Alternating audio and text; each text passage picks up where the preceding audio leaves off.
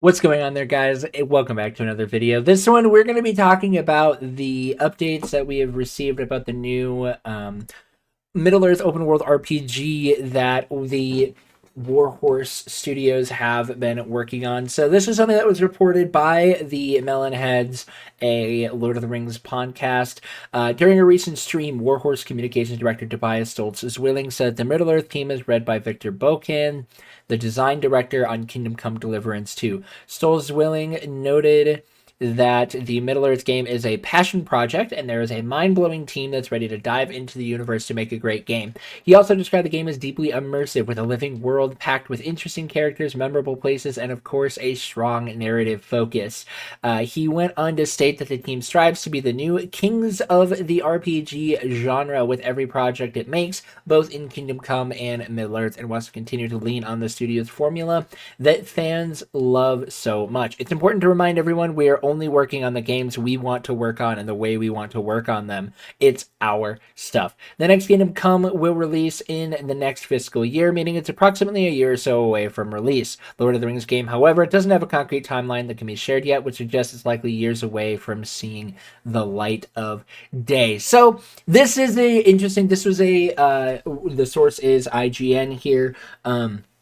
The creators of Kingdom Come Deliverance and Warhorse Studios were talking about their ideas for Middle-earth a little bit, and talking about kind of like what we can be expecting, at least in terms of the development side, and giving us a little bit of an insight on the behind the scenes. And I genuinely really like that this is what we're to be expecting so far, which is honestly not a lot.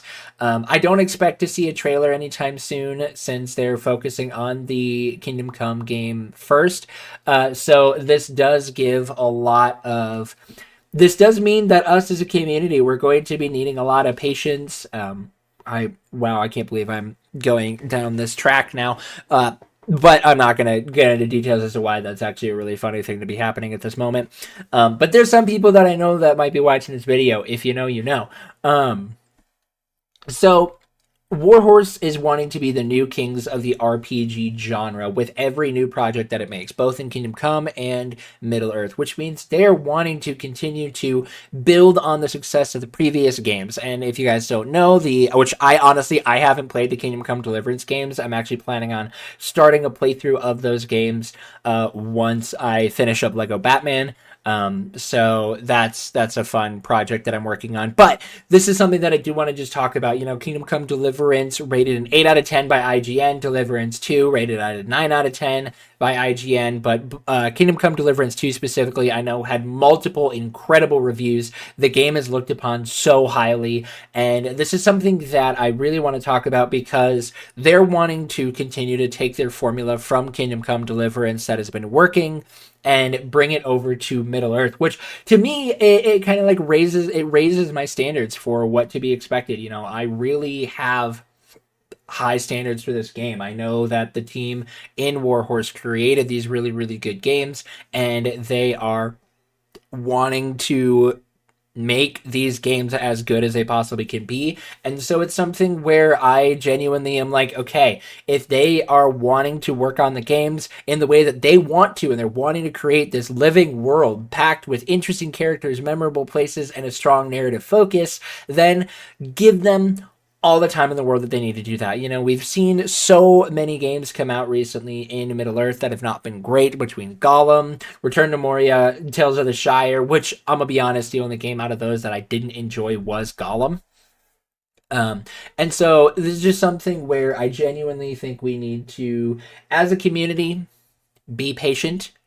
You know, don't expect things to happen. We cannot be expecting things to happen. We know the next Kingdom Come game is likely about a year or so away from release. So that means if the next Kingdom Come game is about a year away from release, that can only mean that the Middle-earth game is going to be even farther out. It is going to be farther out before we actually see that one coming out, which is really unfortunate, but it does mean it gives me time to play through my backlog before this game comes out, and that makes me really happy. So we've got a few years before we will be seeing this Middle-earth RPG. At least that's my anticipation. I'm not going to give any sort of ETA of like a 2030 release or something like that.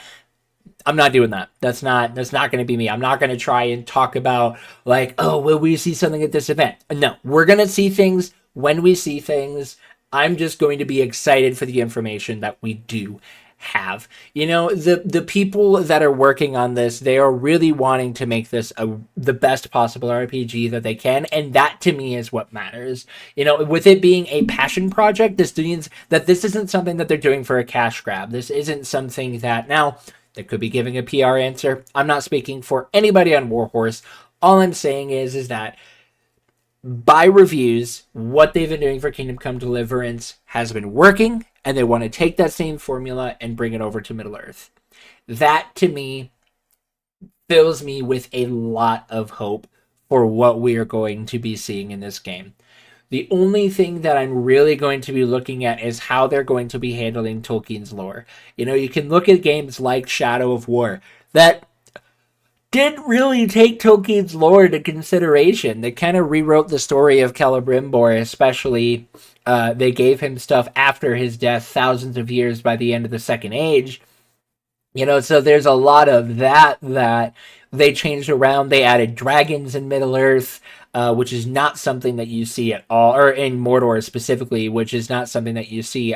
There are dragons in Middle-earth, don't get me wrong. I know about Smaug and Calagon the Black, don't worry. But that's something that, you know, the dragons are not really a major focus in the War of the Ring. And so for that to be added is kind of a big breach of lore. And I'm not even going to get started on Shelob's woman form, okay? I'm not going down that rabbit hole. That's not what we're doing here today. I will crash out over that. I'm not doing that. We're not crashing out over Shelob. It's okay. We are just going to be talking about the new stuff and be excited for what is to come. You know, and as somebody who has been a huge lover of Lord of the Rings games, I mean, it's why why I have this channel and what I make my whole channel on is Lord of the Rings games, because I just love them so much. But it's something that, you know, I want to make sure that we are being... we're being careful and we aren't trying to expect a lot and we just let Warhorse Studio do their thing. That's the thing that I am really excited for. I'm excited to see the lads cook and what they're going to cook up. I'm excited to play through Kingdom Come Deliverance so that way I can see what they made in the past, what's worked for them. And then as I watch that and as I play that, I will then kind of make a video based on, this won't happen until after I've played through all of Kingdom Come Deliverance, both 1 and 2, where I will go and talk about things that I really like about those games and kind of how I want to see them translate over into the Middle-earth RPG. So that's going to be a pretty extensive project. But again, I'm excited to kind of see what they're going to be cooking up with that one. I'm excited to see kind of where it's going to take place and what kind of story they're going to do. A strong narrative focus, that's the thing that I'm looking forward to the most in a Lord of the Rings game. I feel a lot of the Lord of the Rings games recently haven't really had a strong narrative focus. Like, you could argue Shadow of Mordor and Shadow of War had that strong narrative focus, but I think those games were really just meant to be more of an action system to show off the Nemesis system and what it could do there. But I'm not going to talk about the Nemesis system because we're most likely not going to be seeing it in any project anytime soon, and I don't expect anything like the Nemesis system to be showing up in this Warhorse Studio game. But I'm very excited to see what they're going to do with this game. Let me know your guys' thoughts down in the comments below. Let me know if what you would like to see from a living world, like what kind of things are you expecting from this game, both good and bad. I think it's honestly, I'm holding out hope right now. I'm going to try and go into it being very cautiously optimistic, but that's really kind of what I am wanting to see and what we're going to look at in that regard for those games. Now, on the other note, this has been trending on Twitter. Amazon Prime, this is kind of like a new transition before we get into the end of this video, but Rings of Power Season 4 is officially in development. You know, we have talked about Rings of Power Season 4 already with the season, or not Season 4, but Season 3 is coming out late 2026 with a November release date. I'm planning on covering as much of that as possible, but now we do have a little bit more information on Season 4. as season 4 is officially in development, with production tentatively set to begin early next year, filming to begin early 2027. So we're gonna be seeing a lot of Rings of Power coming up really quickly, which I'm excited for. I think that's gonna really help to maintain the hype. I know I'm gonna have to go back and watch all of Rings of Power, both seasons 1 and 2 again, just so that way I can even remember everything that's gone on and kind of like get myself prepped for it. And I'm planning on making a video on that as well. I want to talk about the things that I really liked, both about seasons 1 and 2, and kind of what I hope to see from season 3. And it's going to be a pretty extensive video as well. But you can see, I mean, it's kind of all over Twitter. They're developing season 4 of Lord of the Rings: The Rings of Powers. News comes ahead of season 3's 2026 release. And so that just means that we're getting closer to, honestly, the end of the Rings of Power. There's only 3 more seasons left. I know it's weird to think about that, but they greenlit 5 seasons, and I hope that they stick with those 5 seasons and that we will see the end of Rings of Power happening by the end of season 5, and we don't try and push it out and milk it. So that's good to see. I'm excited to see more Rings of Power coming out. And I'm excited to see how they're going to continue the story of Middle-earth in season 3